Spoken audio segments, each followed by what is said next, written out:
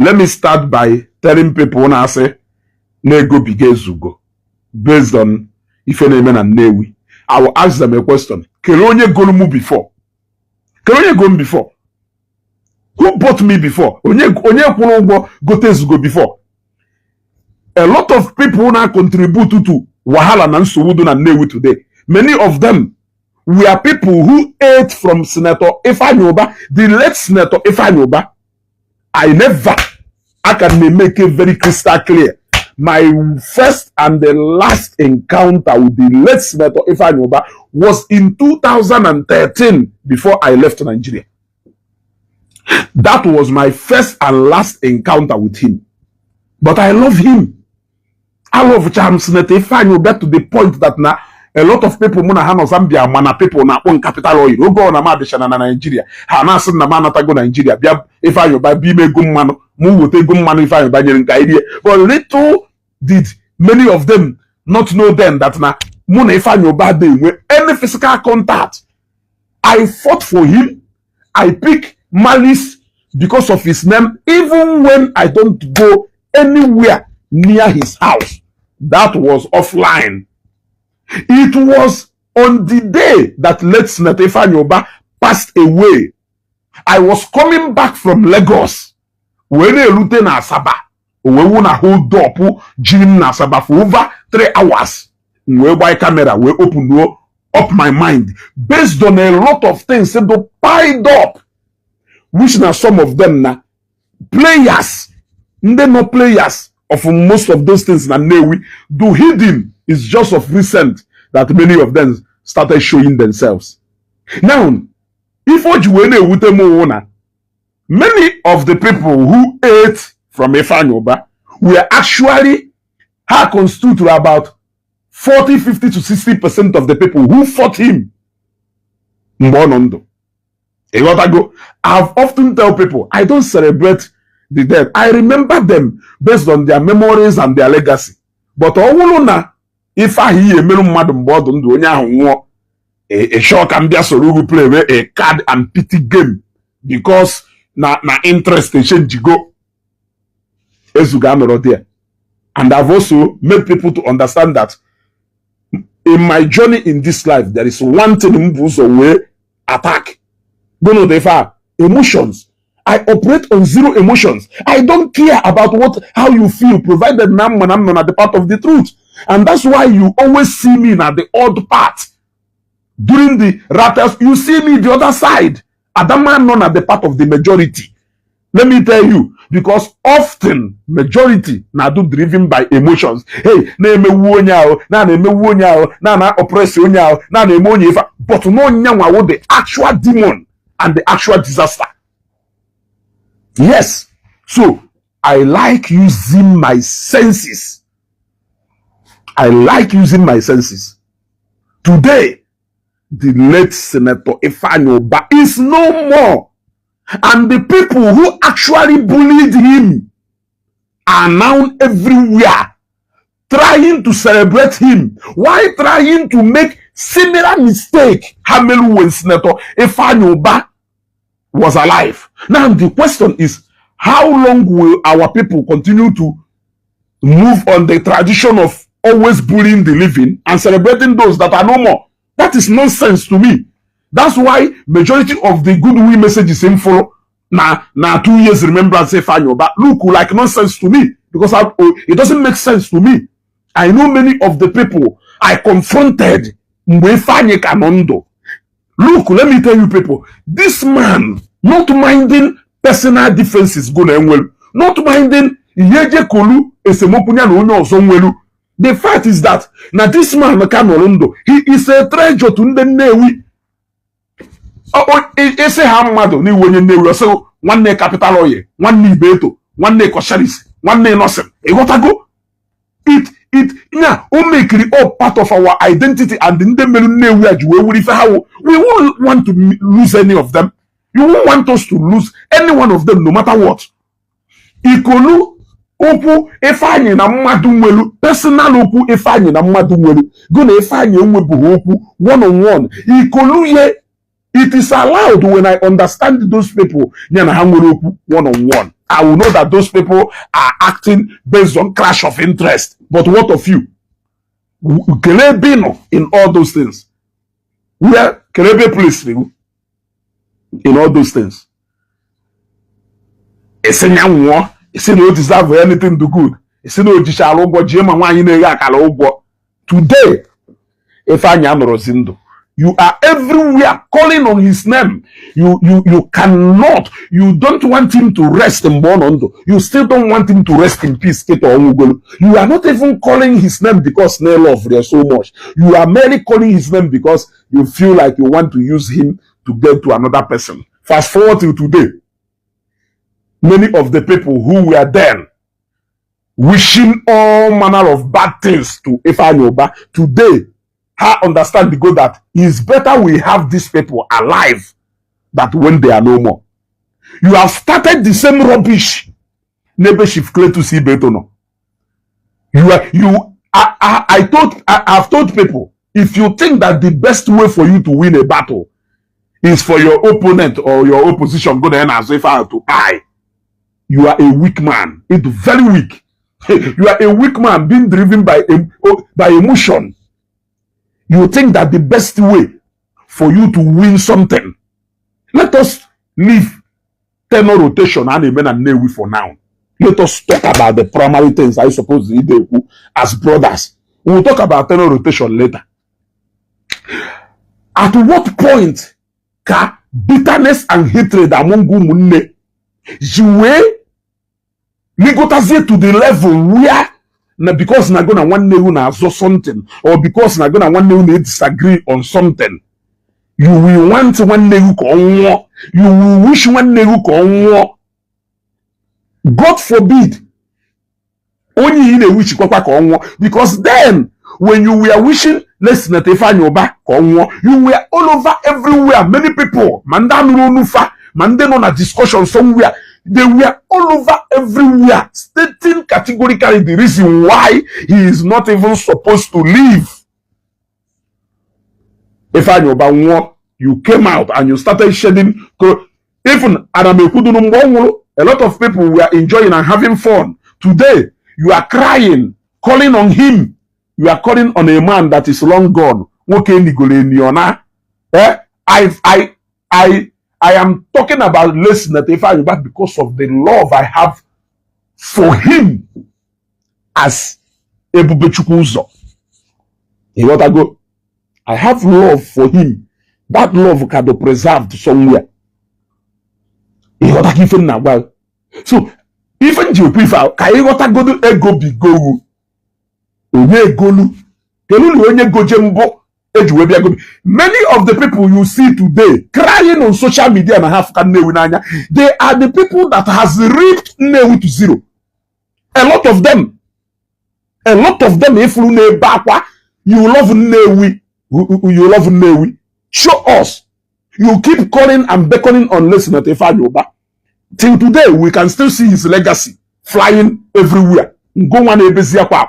Where is one of your legacy? If not for anything, let me even talk about my own. Apart from the fact that at least I don't show Newi, at least I have participated in projecting Newi, in outlining the places that Newi needs attention. It is giving me sleepless night. I do it without getting paid. I've promoted since now, even like cinema and so many things. I've projected it without any pay. Why fuel na moto why mmadụ akpọgo nsi mezugo ọkwa Mercedes ndị mmadụ na-apaka akwa ọkwa nya ka ị na-eji agbagharị ife kele onye na-agbaghịrị fuel na moto. It's a question you need to ask yourself. Hapụzie na efromo nji Toyota kịta na-akpagharị. It becomes my own contribution to the growth of this town. I'm not even talking about other things. But you many of people who are crying today, they are people who are ripping this town dry, and you, who is a common man,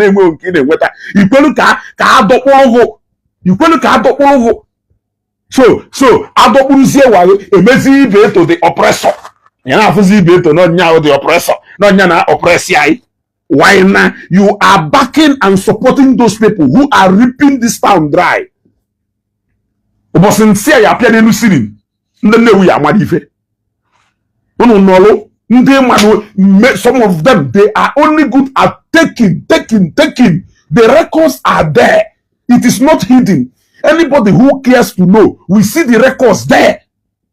People who are always looking for somewhere to cling. I have never benefited anything except if you prove something to me. Prove volume something saying that years ago, if I will benefit goal, I have no interest.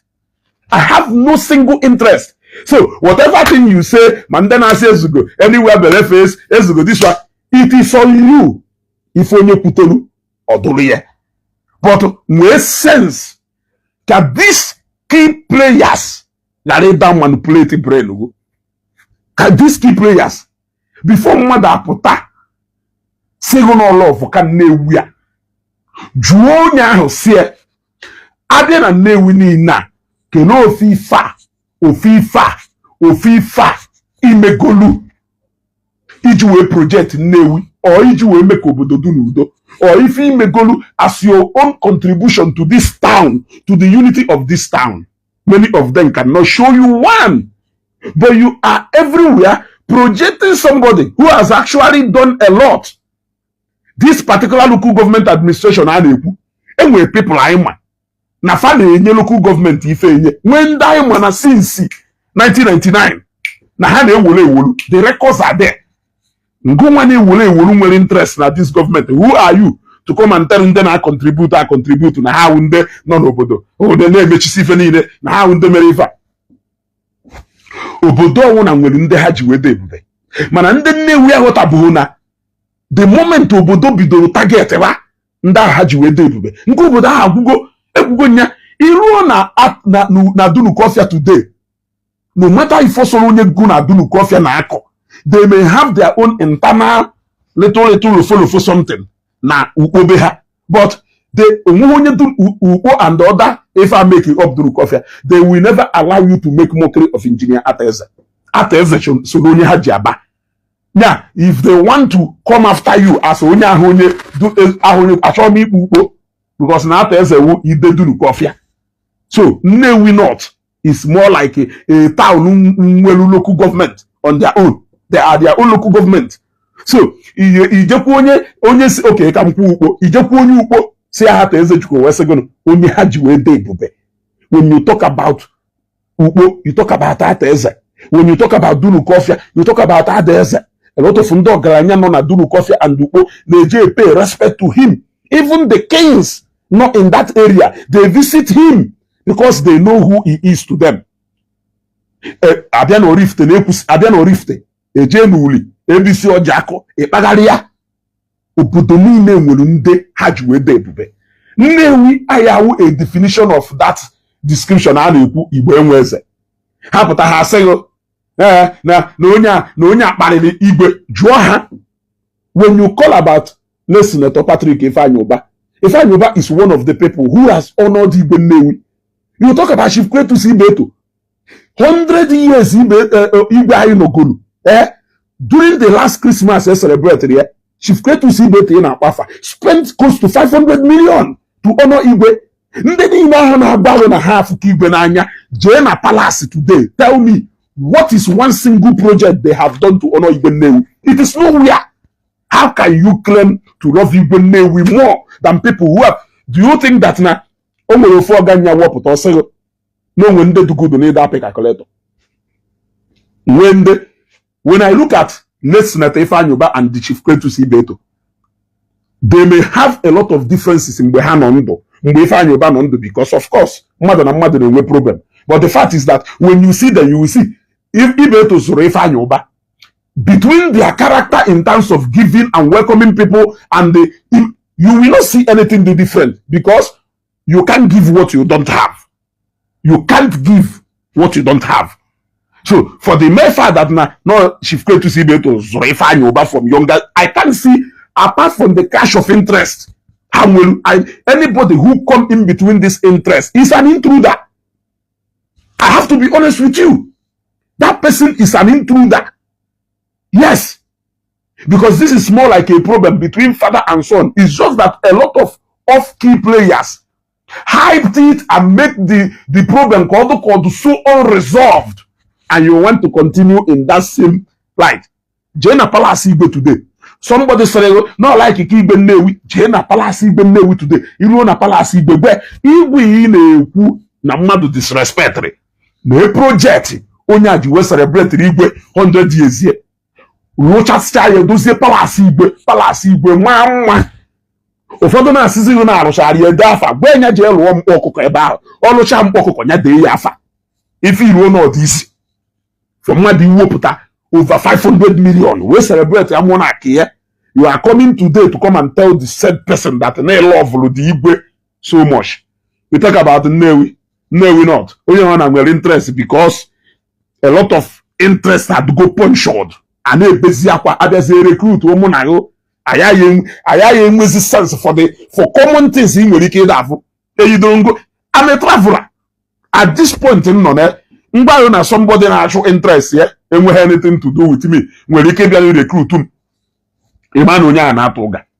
Everything I can be very happy that a lot of people who were closer to Senator Patrick Ifeanyi Ubah, those people who ate his money, mando biri moto, mando luluno, mando nyelego, mando ojo obodo oyiwo, you did not see me anywhere around him. So, yasenu ni ife niile mkwugoro maka Ifeanyi Ubah na maka ego enyelu. Yasenu maka nke ọka yenye menye.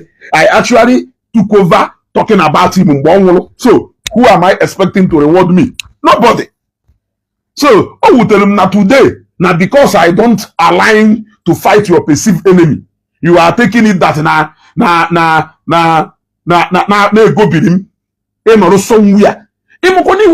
Somebody gonna madu na eme ife to the point that you are devil. You are not supposed to be found anywhere. And they discuss devil is actually more innocent than you. So, in a paper ka shifke to see better one. Onye ke ewu to ne kere even ne we may benefit from you. Iye ji we cho. So e choro ka ne which ya back to morning. E choro kwa ka ne we mo kwa another treasure. Recruit wo isoro hana comment rubbish. Isoro hana comment rubbish. That na somebody eji nnukwu kwa akoko.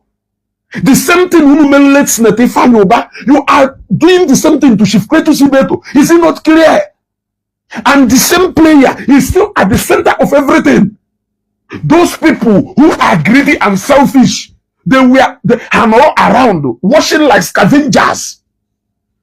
And the Kerubos Newi, ye decide, yeah, okay, Newi balo okay, Amana, Ewo Hamwe, Odoka go on Ewe, Nanewi on a balo okay. Because if you don't know for ego to bury the bone also, ego to bury the bone also. Let us have the sense of decency. Can we a sense of decency? Enough of all this nonsense.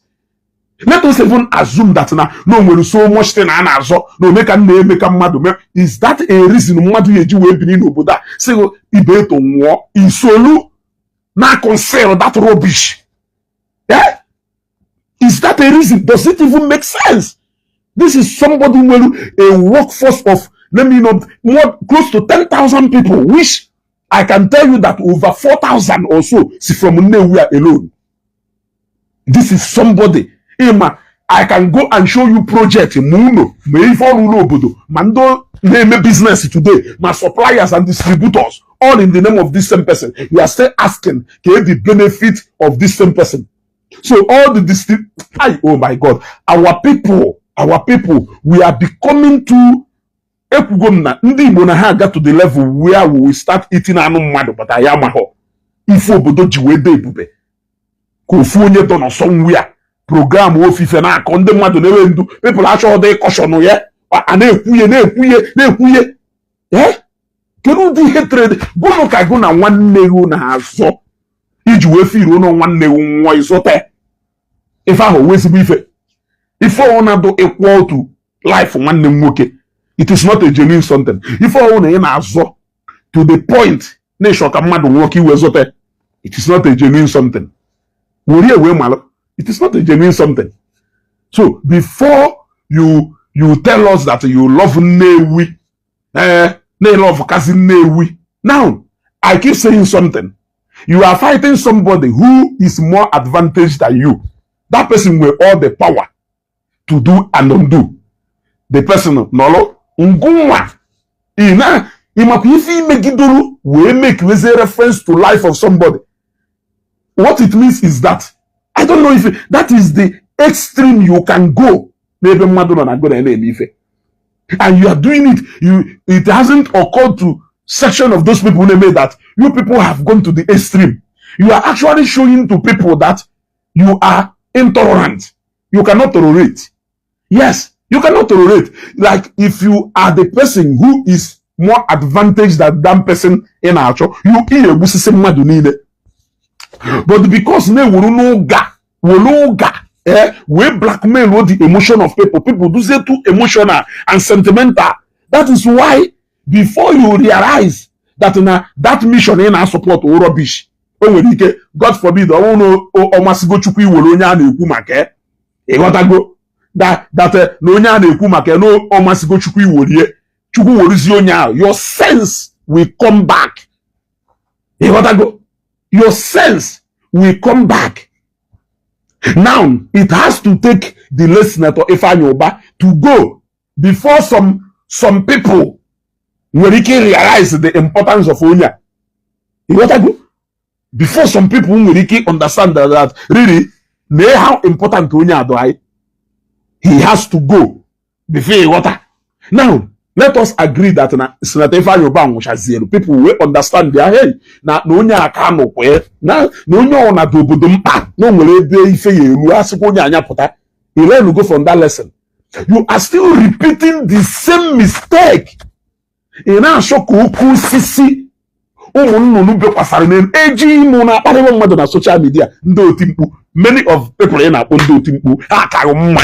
Ụfọdụ n'ime ha nwere people ha wu pillars to ngwa nwere ike onwe kele ụmụ ụbọchị anyị ga-ebido akwụsị ịdụ comfortable with this social media comfortability anyị na-eme.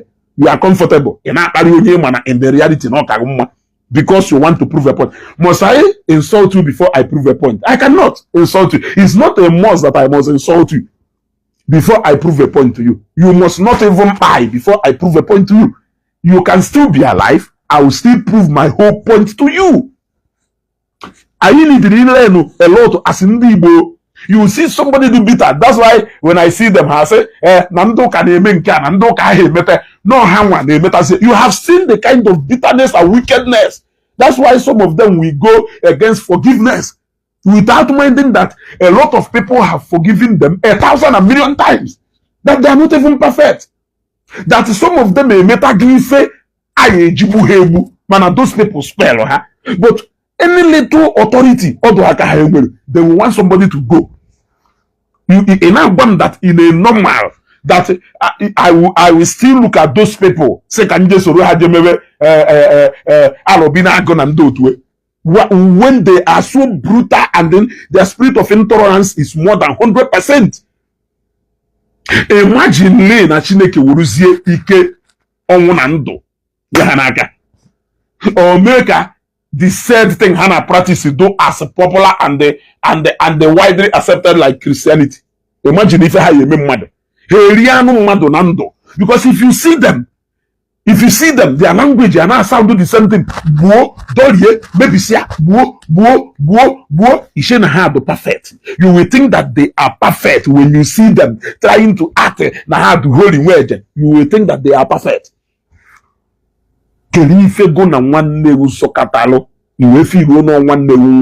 I try to engage a lot of people during the time of Senator Ifeanyi Ubah. May his soul rest in peace.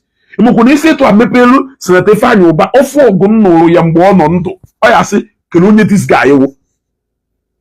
So you that age, you are telling me about what are you telling me? I follow sense and I decided to follow sense. What I go?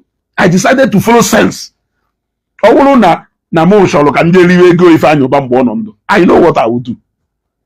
I know what I can do.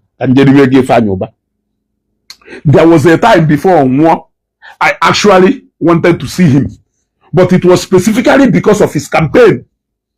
It was specifically because of campaign. It has nothing to do with any other thing. Yes, because I felt that many people who know that his campaign team are doing more of personal fight than actually showcasing some of the things. All I felt that a lot of people will be Ifeanyi Ubah more as somebody who is a troublemaker rather than people showcasing some of the things which is still unpopular to so many people today. But they are there if you want to see them. He may not be good as a personal. He will personal grievances with him. But the fact is that as a political leader, he did very well. And that part of his life was not showcased very well. Rather, so if I may project personal business here with the people, personal grievance here with people, personal battle on with people. You see? That is it. But many people who ate Ifeanyi Ubah's money, which we call some people which we call today.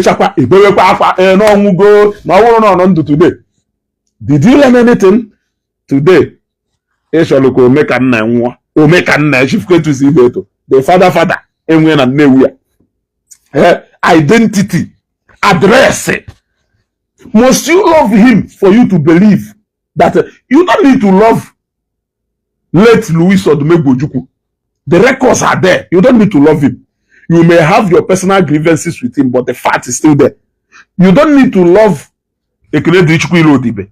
You might have encountered a lot of one thing or the other which transport company.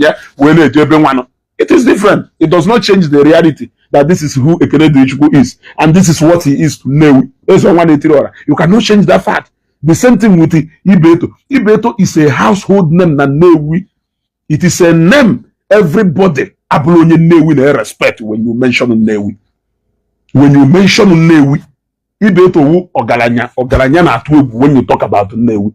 It does not matter what he can really do when the reality comes. But the fact is that you cannot talk about Ebube Newi today, glory of Newi today, without mentioning his name. Even Ogalanya we still mention his name before anything. Yes. So, okay, he knows the kind of power and the kind of ego. Look at the kind of money. He has money to actually call federal government and place a request. He will have that kind of money. And you are wishing him to buy. Imagine what you will do if you are in his position. So that alone is a demonstration of Naguna Yedo very different. He has demonstrated to you that Naguna Yedo very different. Yes. Don't demonstrate to go that this is what makes him very different from you, because you don't have quarter of the power he has. You really wish you come. Kerifi ye na swap what position. Kerifi the far he feel no necessarily gonna. Afa wo Newi. Iwi gbe Newi. Ongu mo Newi. Are you more Newi man than me? Okay, nketa na Newi aki nketa na Newi a. Kerifi jifiru zie no ngu ka etikare charo na Newi a. Nke no ngu ye ekuzi nde ya no ndu. Ko nde ya hu. Can you contribute to go to development of this town? It's a question. You love Igwe Newi more than this said person. What have you done to Igwe Newi? What have you done for Igwe Newi? Can you feel Megori Igwe? Igwe the 100 years. The oldest Igwe. Yes. Oga has celebrated Igwe 100 years. Can you feel Melu to appreciate Igwe? Igwe. Can you feel Melu? We want to see that. Only in a kumake, Ebatana Palace Igwe, you behold the beauty. Yes, Ebatakwana Palace Igwe, if you legacy Ifeanyi Ubah, Kelebe Udo. Don't go and start calling Ifeanyi. May the soul of late distinguished Senator Ifeanyi Ubah rest in peace. Ona Opozina ye happen here. Ojesuike. Ona Opozina, why are you people calling him? The same way you want Ibeto to go, that is the same way you wanted late Ifeanyi Ubah to go. He has gone now. You still have not learned your lesson. You are still trying to repeat the same mistake. No, so na Newi kaya da acho so onye ya nwa. Orifite ije n'Orifite anọkata ndebe okwu ọsa na ndebe saiha enwekarị a little bit of fracas mana o nwere ife na-eme ọpụtara Orifite ha nchanye na work in unity isi n'Orifite jee kọ nonsense emuhu ha fa mgbe ndị Nnewi na ndị Orifite na-aka akọ teaching hospital ife na-eme there yeah olu ha kwa ebe oya elu they will unite even in their diversities ịbatakwa na Orifite enwe fractions but they can never tell you that they don't know that na Sai wunyawu the Iroko of Orifite. You can make him even money nwee ego kpafee ego ebe ọsọ onyawu, but that still remains that na Orifite cannot afford to lose Sai. Mana na Nnewi a na-ekwu ihe ka o wee wụrụ a na-ekwu ife nwanụ a na-akụ ife nwanụ ọ wụrụ dịkwa akụkọ na o mere ogolo na ndị na-eripụ obodo off. Yes, we might have been ignorant at some point, but now na ndị na-eripụ obodo off. Can you tell me when it comes to Nnewi North or Nnewi kelu contract dị ife ahụ ya sị na contract ibe etolugono since the creation, since 1999 till today? O nwere ndị na-eme business n'obodo a na-eri ife ha nọ n'obodo a. So those people, when they are fighting for their interests, you are using your emotion to cover them. A disrespect igbe emere this one emere there. How do kata mwa itu a why na high school na those critical stakeholders no sha mgbe emechal those decisions ka ọwụta akụ ụfọdụ n'ime ha kpatara ego na-abịa ma nke a. So onye na-achụ personal business ya o were detisa Nnewi, onye ị na-ekwu maka ya ife a kedu interest ya dị na local government ya, ofu interest ya na local government ya ofu interest ya na local government ya. But I can show you ebe ndị ọzọ nọ na-eri ibu. I can show you 1, 2, 3, 4, 5, 6, 7 to 10 contributions here as a support. Ife na-aga aga. Enweghị ife a na-ekwu manụ na mmadụ na-eribu ego ikpe afịfịa na Nnewi a. Mmadụ na-eri efu over how many years ego ikpe afịfịa na Nnewi a mmadụ na-eri. Mana currently kita mmadụ wotakwaziri ego nye local government gwa ha deenu go kọlụ ifu unu eji ekpe afịfịa free.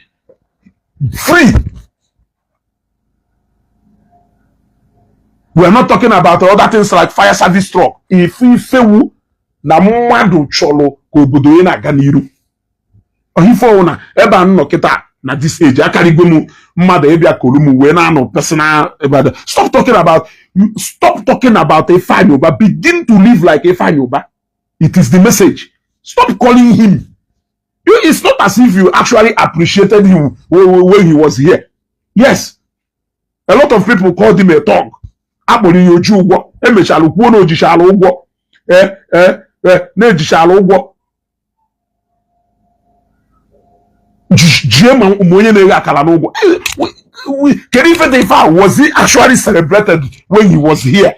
It was a mistake that has been made. Let us not repeat such mistake again. Don't even allow anybody to follow you or join anybody to repeat that mistake again. Chineke ekwekwana ka Nnewi alụzuo anybody eme ka ọbara gba Nnewi n'anya again.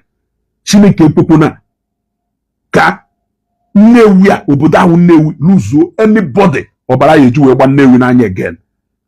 Ha sịrị Ifeanyi Ubah gwa ha begin to do like Ifeanyi Ubah. Yes, Ifeanyi Ubah jikwa wee mee nke begin to do like Ifeanyi Ubah. If you think Ifeanyi Ubah, begin to do like him. Stop calling him. Allow his soul to rest in peace. You are calling him, but you want to send another soul to where he is, but you are calling him. You are busy beckoning on the dead. Why the living? You are wishing the value, the loss that comes with on. But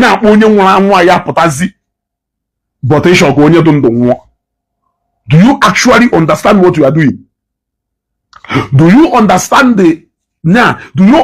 the reality that Ifeanyi Ubah na-akpọ can never come out again. But onye ka fuguduru anya afu, you want the person to go to obodo afu debe. Keri ife de ife ahụ mmadụ yeju wee convince you every day onye ọwa na-asụ ọfọ, onye ọwa na-akọ. Now, onye ahụ enweburu power ndị ọ na-agba mgba nwere. Keri ife o ya eme na o jide the kind of power. It is more like saying that ofeke mala ọgwụ mmadụ agwụ. Ofeke mala ọgwụ mmadụ agwụ. You are so bittered everywhere. You are so heartless. You have never wronged anybody. You are not in dispute with anybody. You cannot even determine the level of the level of your actions. It's not you to left for you to decide. Because of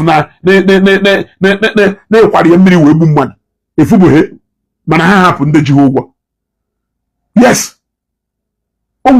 Because of Namadu betrayal, the kind of betrayal is not even, it's a kind of betrayal that made him to look like no wolf. It is enough for you to sign your death warrant. Do you think that it is left for you?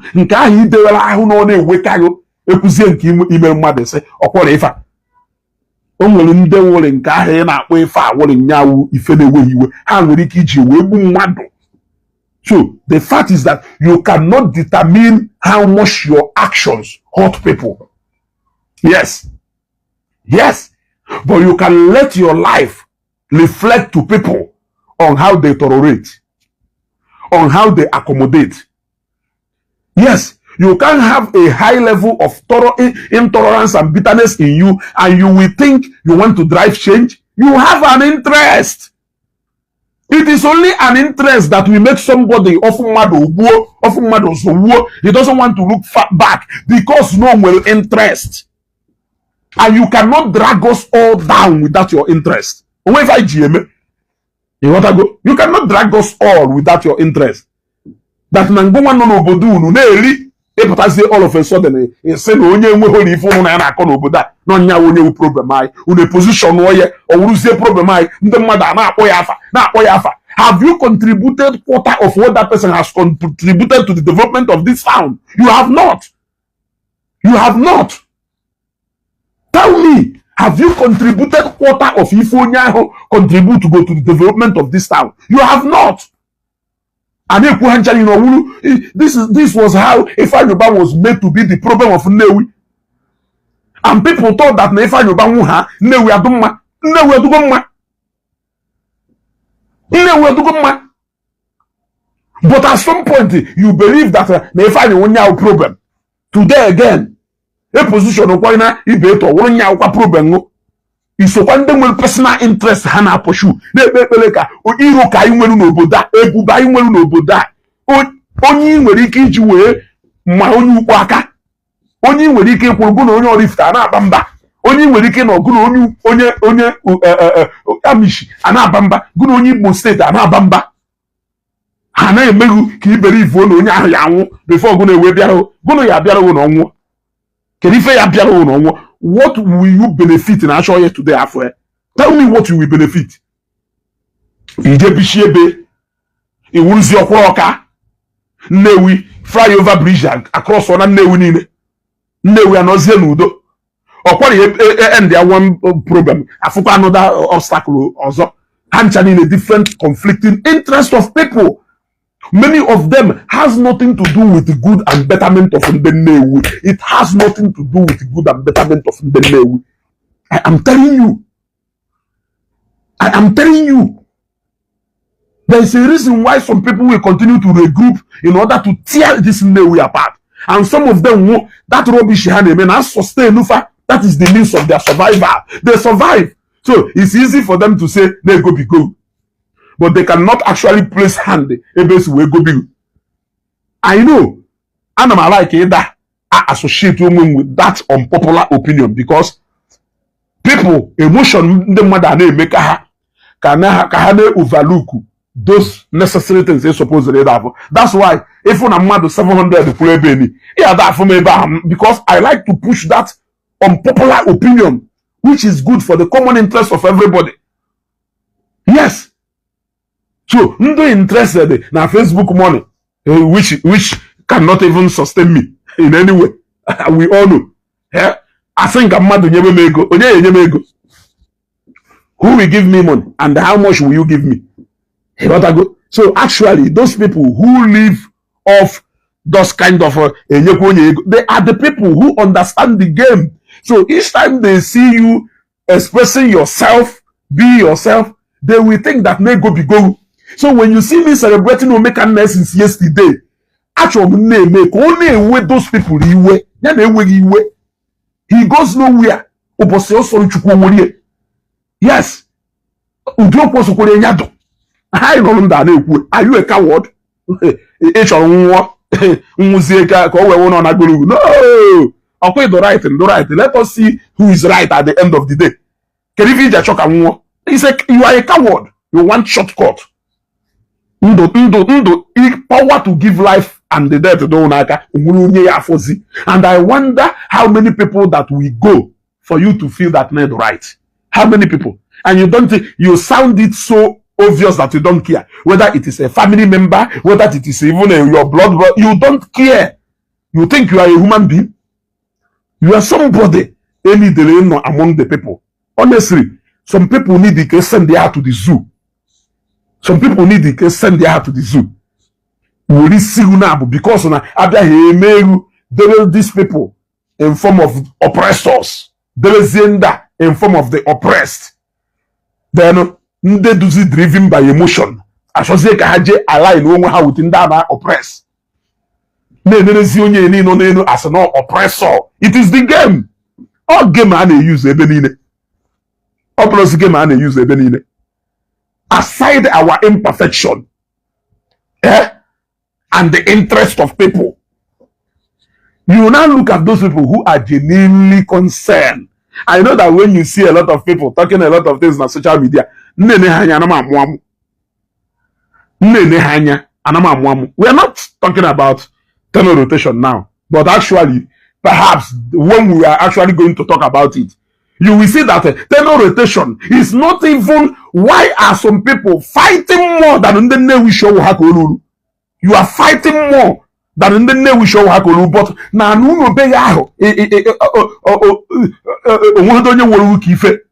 you want to be a hero to other people because you want to fight back.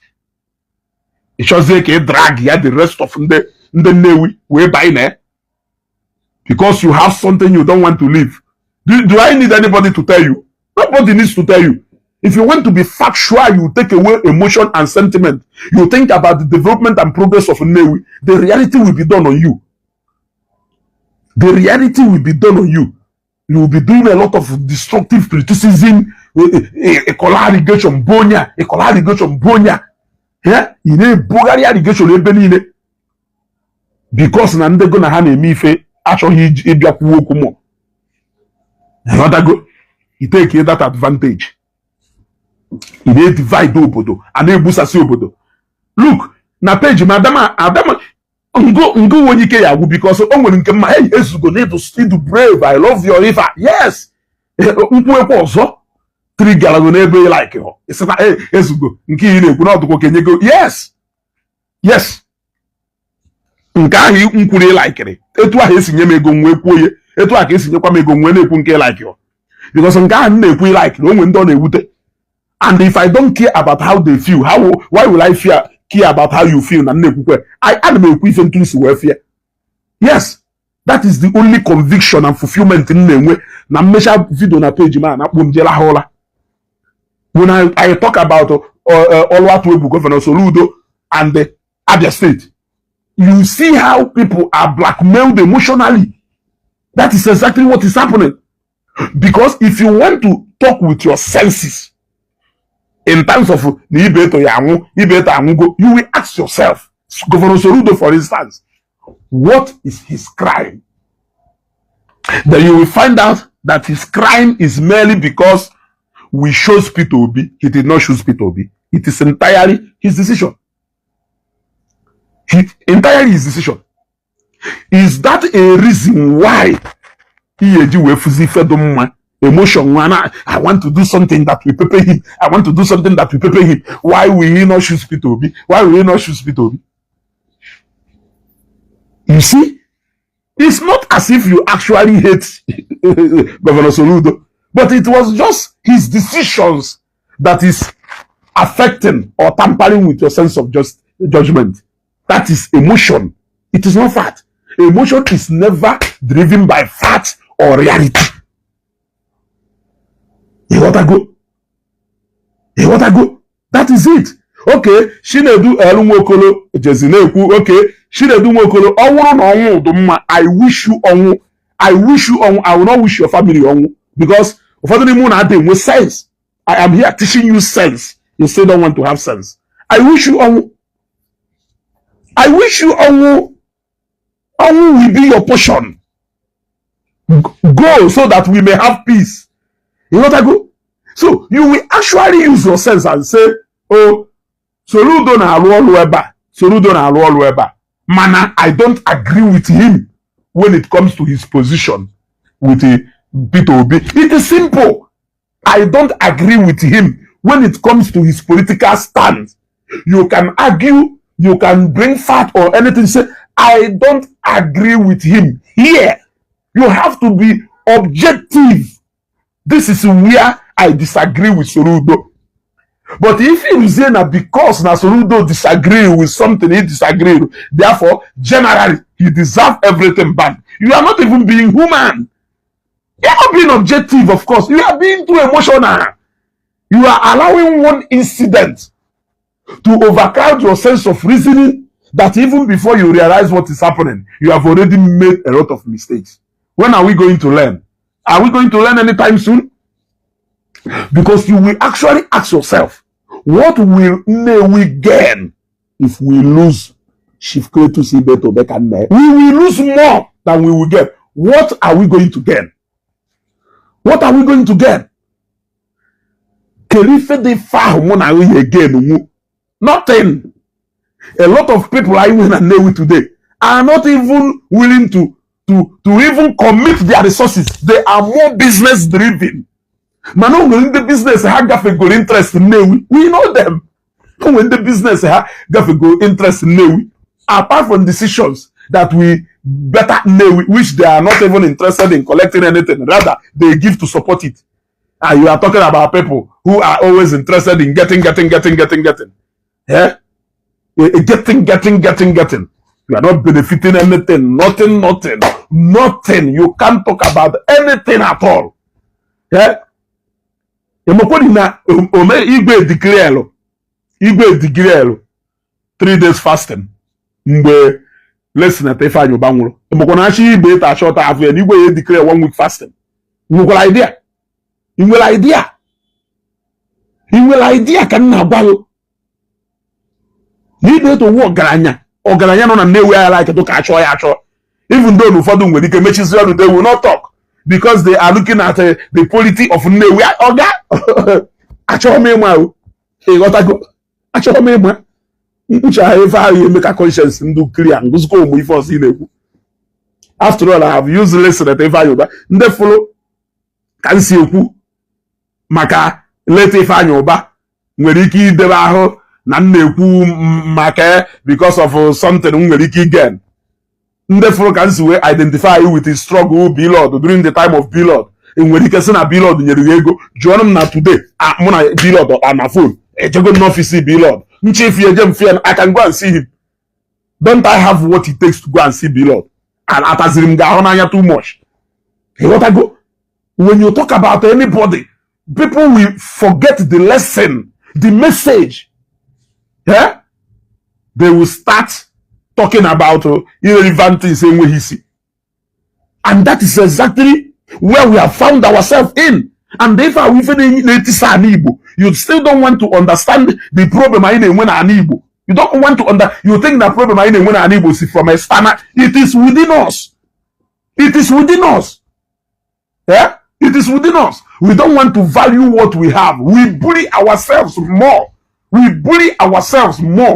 Igbos have tried to bring down their fellow Igbos more because of nonsense. You can just talk about as brothers. You can just disagree as brothers. And every other thing remain the same. But to go down one name we have misunderstanding somewhere, you will want him to totally fail. You will want him to die. You will wish him all evil. What will consequences of that disagreement with you? And you think we are going to grow as a nation. We are going to grow. That's why some of us actually get scared at this Biafra. Yeah? Okay, Yambaba mana this page. Ana m atọrọ ka mkpokọta ya ọha ekwe. Ọ dị ka Facebook na-emezi na page ahazi ekwe abata. But I can come to TikTok. Yeah. Yes, I can come to TikTok. Yes. I can come to TikTok. Mana Facebook ada ekwe akpokọtazi page. You want to go?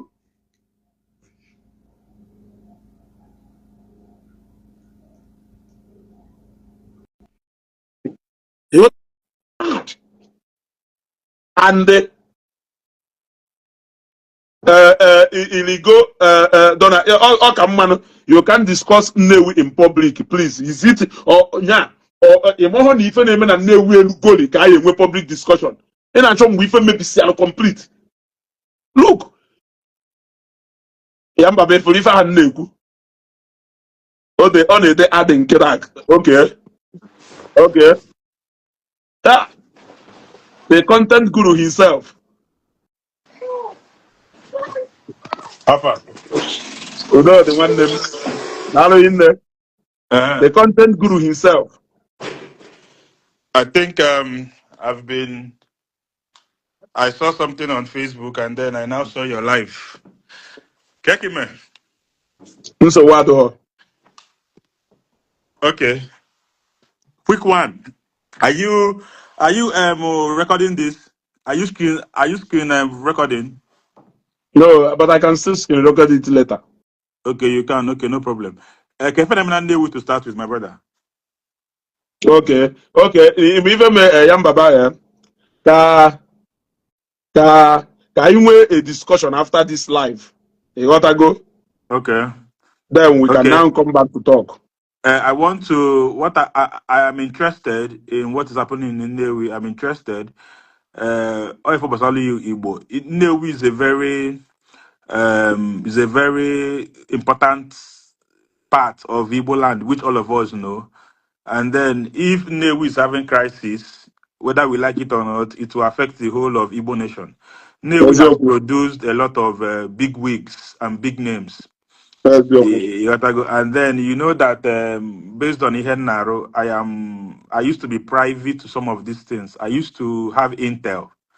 Yes. You know, Amamumbai Mayor Naga on. I think my friend was interested, Konelo Sigwe. Yes. And then I felt you people have settled it because I engaged him, I called him, and then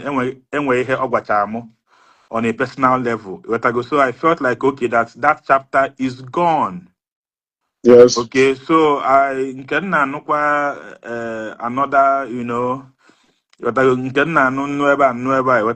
then some of us the young, I know can ihe jimalu ndị Igbo kwa nsọpụrụ because we will be preaching omenani, but you talk to an elder like a mad person. Iwe ike gwa okwu mụ na ga-aka ọnụ as ọgbọ na ọgbọ mana okenye bụ okenye. So imana a preach omenani and then ị na-ekwu okwu maka okenye, there's no nsọpụrụ. So when I hear some people talk about people like Cletus Ibeto, people like Gabriel Chukwuma, you know, these are our elders. Even if you have misunderstanding with them, there's a way you should address them. Yes. So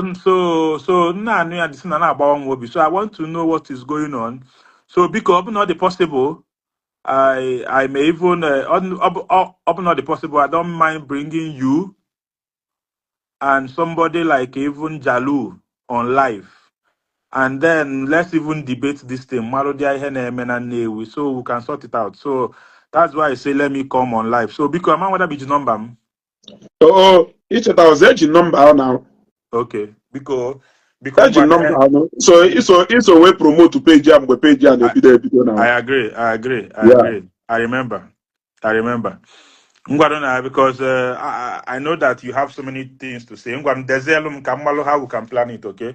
So what do I message right away? Thank you very much for what you're doing for the government of Anambra State. Darling, Thank you very much. You know, just like I heard you said now, there are things that we will not gain anything from. We will just be yes. pushing things that My name is you Yobu. know, if Soludo fail, if he No fails, benefit. no benefit. So somebody choose to project the government. Ngwa they choose to project oil and abroad government. Man, your problem was na mother choose to project the government. Oh, yeah, so intolerance. Yes. No, kaitari pokoreta. Kaitari gemeko. It's a lie. Sometimes majority can be wrong. Mana onwe if onye ọ na-akwekọrịtara no, they want to move with And that then popular opinion. yes, and when quite hear pokoreta. All just now these days the louder feels that they are the majority. Make a Exactly. member too. So Exactly. one, thank you very much. Thank you very much for Darling, what you're doing for Anambra State darling, government. Anamafo, all of us will not be on the streets showing the good yes, things. Man, yes, I will thank you that is doing it. One, don't be discouraged. Jisike, darling, amam na hana afuya. yes. So darling, ngwan ko Okay. disa mgbe ibesizi. Me message you. Oh. Ngwan, okay, ngwan. Thank Thank you you very very much. much. All right, Jisike. Darling, sir. All right. Okay, so thank you, Yam Baba.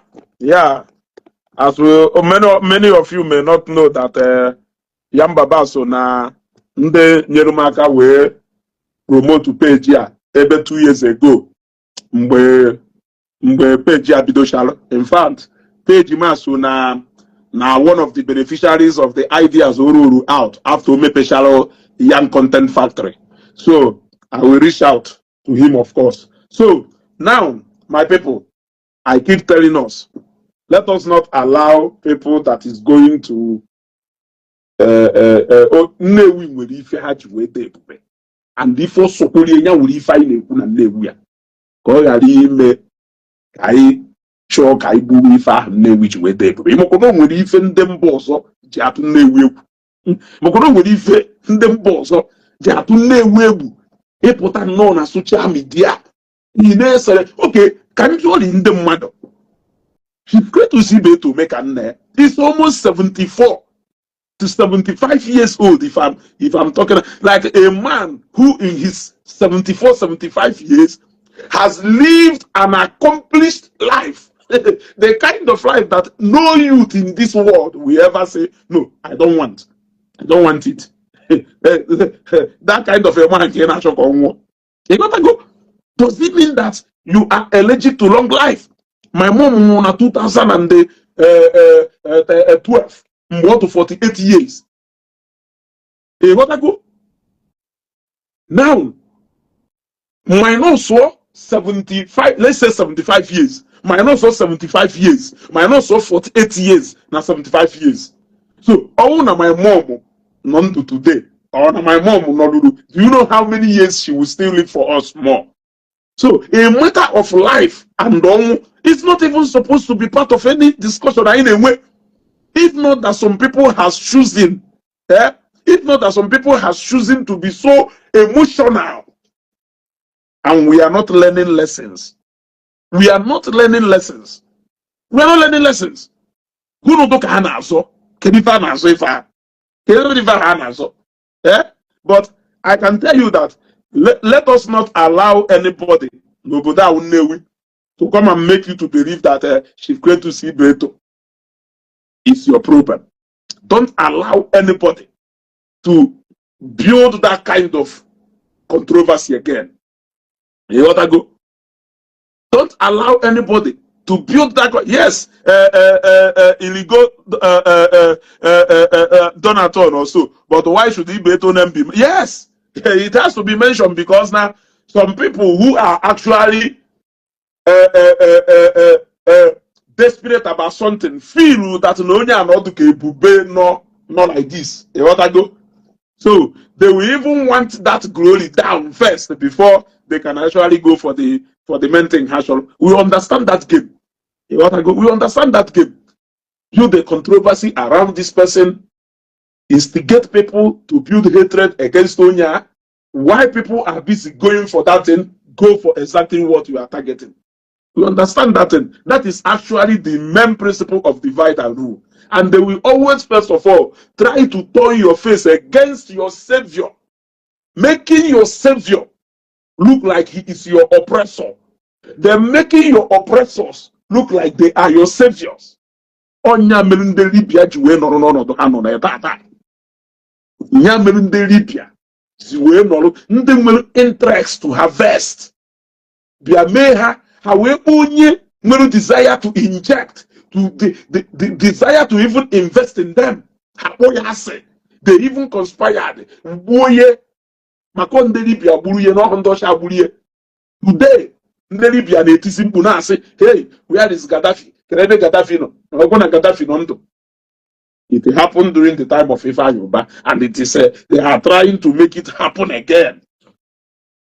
How can you not connect to long life? What can you honestly be saying against him? How can a young guy like you who is in his 40s, how can you be wishing na nwoke no 70-something years more? Yeah? So when you not 70-something years, become more like an accomplished life. What does he have to lose? Eh?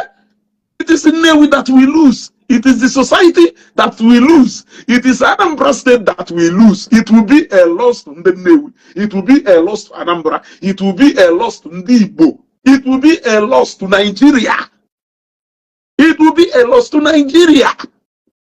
Because this is a man who is paying salaries to thousands of people who are Igbos, Yoruba, and other tribes.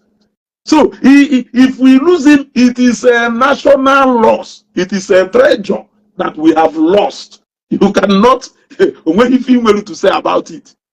So do not allow anybody to use their bitterness, to use their frustration, or to use their to come and instigate you into believing that no we if na nwanne we adazi ekwu maka iwe na achọ ka onwo benefit na onwu si ego na emenu anyị nwere o nwere ife a na-akpọ George si ikpe o wee wunu nlecha n'anya ikpe a omozi ka o yesi wee bi ikpe a o jezie reference ya on a similar judgment enyegoro na a court no somewhere o nwere ike o reference ya na similar case ekpelu na court no no Osun State or na Abuja will receive based on that reference when your judgment. So anytime they are making you to celebrate na Chief Kwetu see better no always reference on what led to look at Ifeanyi Ubah and today. You gotta go. And today, you gotta give it now. So somebody look at Kennedy, your first you people now wear belly face. We actually know the people who are actually wear belly face. O mean anything. If you not going to waste your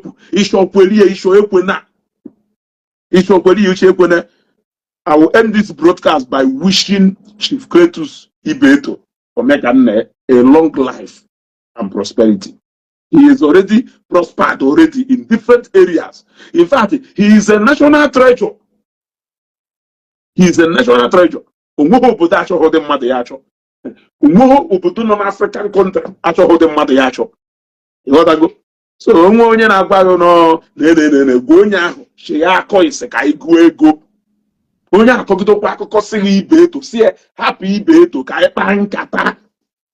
Si hapụ onye a ka anyị kpaa nkata. Hapụ onye a let us discuss. Ha sizie ego na ọha afụkarịchara igwe n'anya si oke igwe ịfụrụ n'anya kedu ife imegolu to celebrate this igwe ịfụkwa na o nwere kedu ife imegolu to celebrate and project obodo adoka Nnewi ifu na o nwere. So how can you claim to love this town more than people who have committed their resources, who have committed their names, who have done a lot of things? Na Nnewi today enwere place no na Nnewi yawo ịmazibe ịkpọ hafi Ibeto onwe onye ebe ị na-aga. For example, n'ihu Ibeto Bank, old Ibeto Bank, how else can you describe that place? Nihu New Ibeto Bank. How else can you describe that place? Side Ibeto Petrochemical Industry. How else can you describe that place? Before Choice FM. How else can you describe address in Oboda? You know, any substance, any important, any value. Yeah. I nwere ike ịda amasịrị mmadụ si ya na nkọba ezugo ọ ya jụ kere onye nwe ezugo mana ịgwa ha onye ahụ ịbata ha Nnewi bụ ọkada ya bụ obi Ibeto selele ndị awụ ekwuzie na onye awụ adreesị Nnewi na-asị ha awụ enwere so many people address Nnewi, people project go Nnewi in a positive way to the members of other Southeast communities and the Nigeria at large through either their legal profession, through either their different business world. There are so many people who has done so. Now, allow an instrument of destruction. An instrument of discussion. You say now, California California, you are talking nonsense. It's just one you are talking out of hate. What hate? Allow sense to come in. I don't need to answer that question for you. You will answer it. Allow her hatred to go. Before my end there, because I don't really want to talk about agreement. You go say agreement. You gotta say, now one of the people afterward to go and sit down and discuss the fate of Nnewi sideway as agreement. You are nowhere. But then Nnewi through no to trustworthy that they can actually entrust so and so thing. It is enough to prove whatever the nature you know. It is enough for the mere fact that Nande no na Nnewi mwa through tomorrow. Nwere entrust to Monya say yes, no nya. It is enough. So, in Olona say, I will tell you that there are people, you cannot talk about Nnewi without talking about people like Koshalisifa. You can't say, Kerife Koshalisifa Nnewi. How, who, Kerunde de Faho, the people talk, let me mention like innocent. Kerunde de Faho Tira for Nnewi na roadmap. There are people that or help Makayana say Kedu. When it comes to identity, then we can now talk about California Megolu. If you want to be address Maka or Hosia Wulu somewhere Abatazie Kedusi Fe Mako Wiki Aranamba. I do a massy. Mano the Habatapazera say Kedusi Fonya Megolu Anafuki female. Owolo Pare Pasu. So do not allow yourself to be used as an instrument for the destruction and hatred. Everybody deserves to be alive. You want to go? Mona one se godo, mona one godo obota. I don't go. Makana isa to reach in and kedu ni wu kama. Onwe ona gbalago na mona one ho ibu ha mo. You have earned a lot of dreams and you have even earned an avenue for reconciliation. Yes. And who even said that you are the person who is right? Who even said that you are the person who is right? Or self-righteousness? We even married with you, and the mother bido hae cry more than the believe. And ndebo keke when I contemplate, okay, Anna. Na no ngono ka happen see ana ndebo kongwa wodu sie ngwa wonye bi road we mapota we bruzi ana ndebo keke ahụ n'isi we wonu ngo na aja ndebo keke nwere interest eba and ndebo keke ha amaho that interest mana ha nwere ikeche no ha ka ị na-azụtara ya because ibekari akwa mmadụ bekari akwa enyi nwaanyị ọdụkọ nya gburu you have an interest can you even interest ahụ o ji wee wụrụ ngụ wonye ya no on top of ife niile a na-ekwu ngụ wonye na-eme gathering ngụ wonye na-enye owote ngụ wonye na-anụ ọgụ ngụ wonye na-eme ife no karịa ndị ọrụ be ha ka ọ dalụ ọ ndị gụ na ha na-eme ejighara ịma na ị nwere interest ebe ị na-eje amahụ na nwere ebe ị na-eje How I wish in a higher afo no will be leje. It becomes a pure illustration of acrobatics age and the actual one then as moto. Yeah, then we kai mulu na anya o. Kai mulu na anya. Kai mulu na anya. Obodo bu ife ha ji wee dey pube. Look, let me tell you, as there are so many of us in different ways. Like personally for me, the kind of family events we put, and we make it do, I don't perfect, I mean, I don't passionate when it comes to human life. Because a from name called brutal, me a from name called brutal. You got to go and with that kind of compassion and love, my family or my parents extend it to people. So what will make me to be that bitter and brutal towards each other more? If I will a language I don't want to hear, so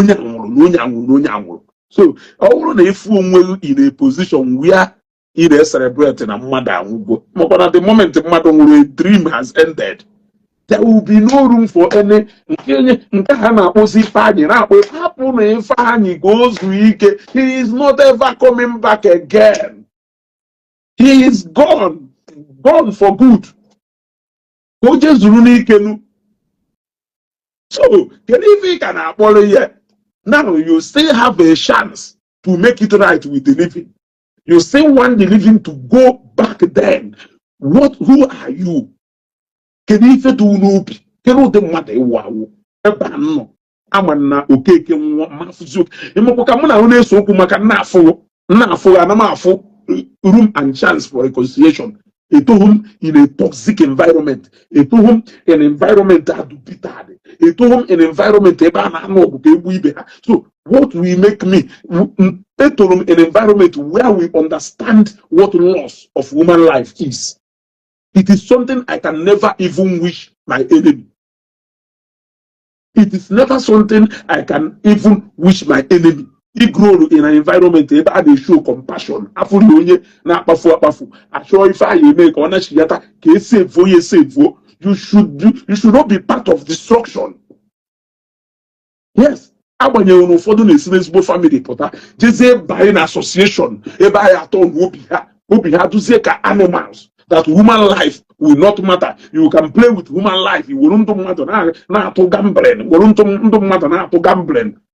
If a man madu golike na pula kuo yeah, it's the strongest and the most influential people are going to work for her.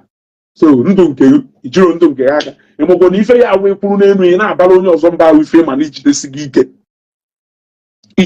ife ahụ ike onwere onye ya napụ n'ihe ọnwụ nke iji oriechi ị naghị ọfụla ozu atụ mgbe complete agbani ya ọfụla ozu atụ mgbe ndebe anyị complete agbani ya ọfụla ozu wee na-atụ mgbe complete agbani ya ịghọtago mana ofife mma ahụ na ụbọchị ahụ ekpo ndị ụsa ekpo ndị akpịrị n'otu fem bịara ikwu na ife ahụ ka ndụ ya maka a lot of people na-asị nya kedu ife a na-eme celebration ị na-akọ ọsọ na Nnewi ka ọ na-eme nedo jee na Sai na Oraifite Sai bata a na-ekiri ya ekiri ọsọ na Nnewi ka onye enweghị ife ọdụ ya kwụsị ụfọdụ ndị ọgaranya ibe Ifeanyi Ubah anyị agwanide Ifeanyi Ubah okwene ha ụbana ihe afọ common people a na-ekwu ọsọ na Nnewi ka ọ na-eme ịghọtago onye ọbụla rijuru afọ onye ọbụla na-adụkọ ya adụ ịghọtago onye ọbụla so na Nnewi ka ihe afọ ebe eji nnukwu ekwe were akụkụ anyị na-eme ọwụ traditional imagine ife anyị nwere ndị mba ọzọ na-atụ egwu anyị anọrọ nri na-eme ka anyị asị na o nwere so na Nnewi you can like it be na Nnewi nwere a lot of ọgaranya ndị achieve go so many things. I don't even want to know who is richer mana umeka nna ya nwere ife ahụ. It is a household name. It has nothing to do with financial muscle, but by virtue of everything, I can liken him to the Ateze of Ugo. I can liken him to Emekofo of Oraifite. I can liken him to ABC Ojako of Uli, or you can say Ihiara. I can liken him to Jesco of Ebenwana. I can liken him to a bishop or Polisi of Ishi.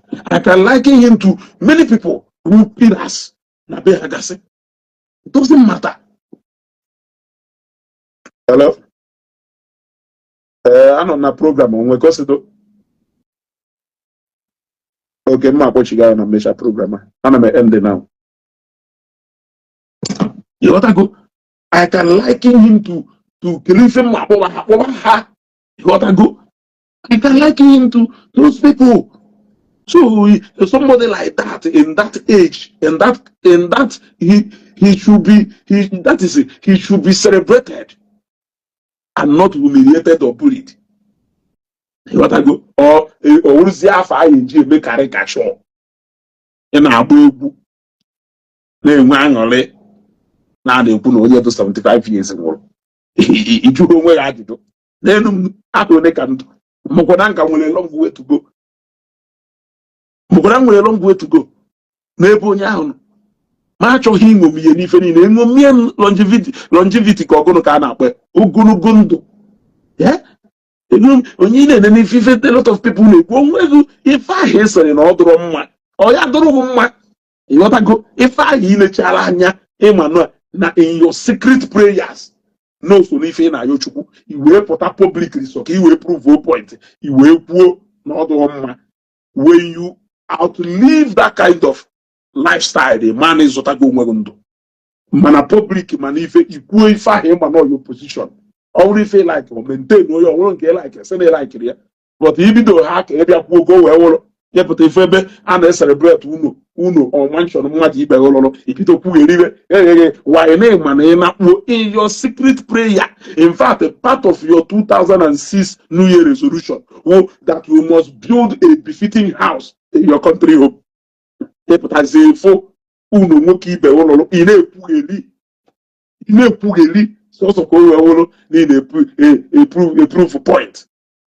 Go where if a man not formal part of your prayer request.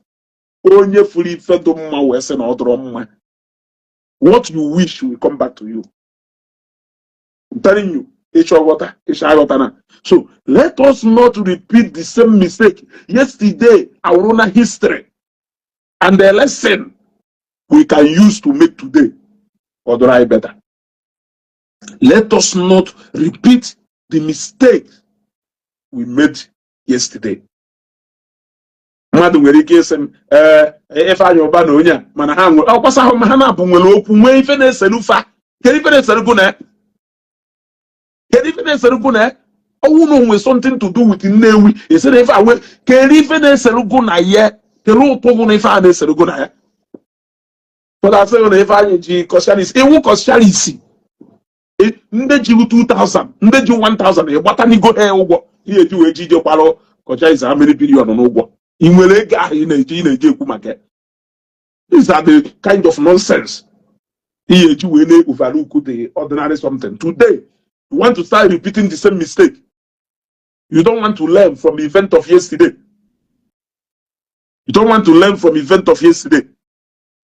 Anything depending well over say he's gone, nothing again. You only have a chance to make things right with the living. That is the fact and the reality.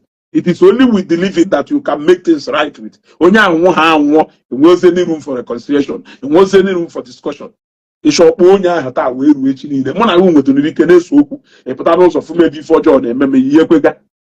are true for me, if you are no more, as of that moment, don't go with the only statement when the other side.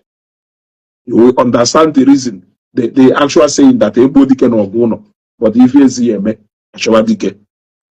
may God bless you, make and give him more long life. Oh, no, and maybe you ought to go. Then na golo your phone or young. Can happen go on phone. You ought to go. Can happen go on phone. And I shine can you know me pong na any more. Go to where for. Yeah, go to where for. Go to where for no one I thought without bitterness. Abia mi tunu ụmụnna na-aba n'anụ ọgụ na-apịawa bọtụrụ apịachakwa bọtụrụ echi niile ekekọwakwa anụ okwu ahụ ọsọkwere esi na-ekwu n'ụmụnna ekwuwe ekwucha ya okwu aga ụmụnna ka nọrọkwa ịghọtago And believe me, you will always have a reason to remember and miss that person. We should always understand that. I conduct ụfọdụ behave in a way that is nonsense. Onwegodo okwu Nnewi na-ekwu, a na-ekwu ihe. It is not enough reason ụfọdụ eji wee graduate to the level. Akwụkwọ m ife ọnwụ na-eme na-aghọ na-azọ owelu ha to the level na ndụ mmadụ ya bee nwanne o nwere ife ọzọ ị na-achọ ọzọ ife ahụ na-achọ ka ị na-achọ.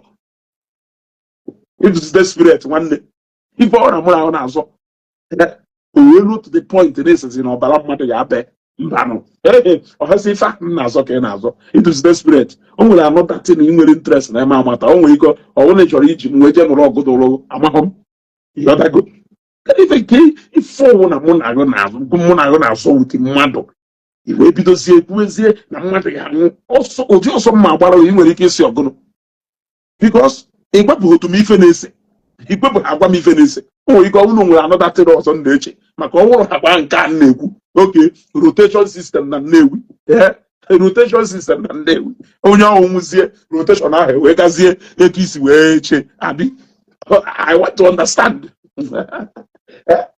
O nwere another interest ị nwere ijos werezie anyị na-achọ ka ị were ọnwụ mmadụ debe ka anyị niile na-soro na-asụ ọfọ maka na ndị niile imejọrọ asụcha na alụghị ọfọ ka ị nwụọ ya ndị imechọkwa direct o na o nwere ike nke a na-ekwu ọhọ direct ife atụ yu ajụwa dị ndị ya ekwuwe mmadụ nwụọ ọ bụrụ ndị Nnewi ma ọ bụrụ ndị pụtara ịzọ elekshọn a emeziri na ha azọzie ọ bụrụ ndị agha ada ekwu na ha ya adụ so desperate and ever mana ozi another person na elite si the movement ndị ọzọ na-efolu ndị ozi ha na-efolu efe ọ na-aghọ abagị ebe ọ wụkwasị na another person ji ada agwa m value of my land, another person ji ada agwa m ife standing again na ọ na nzọta ana m, another person ji adakwasị agwa m the importance of my land to me. Mba onye ahụ nwere interest ihe enyo otiti na-enyo ihe enyo ịnọrọ like this kịta igbo odete simple. O nwere ife ọzọ gwara ife a nna bịa dosukere na ka ịkpa nkata kere ife gwara ife a ọkwa ife awụ ife m na iduzugo too fast o ị na-emuvuzi at a very speed rate isi aga adụkwazị too much na anyị enyokwa ife ị na-eme inyo onye enyo n'ọkụ onye dị intelligent si eme ife.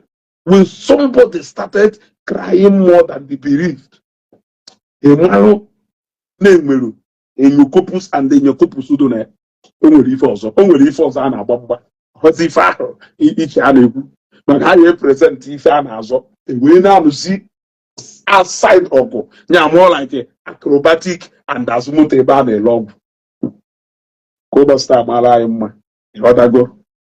This is ezukọ ndị ife awụ ozi ọma si n'amaokwu eziokwu nke mbụ wee ruo n'amaokwu eziokwu nke iri.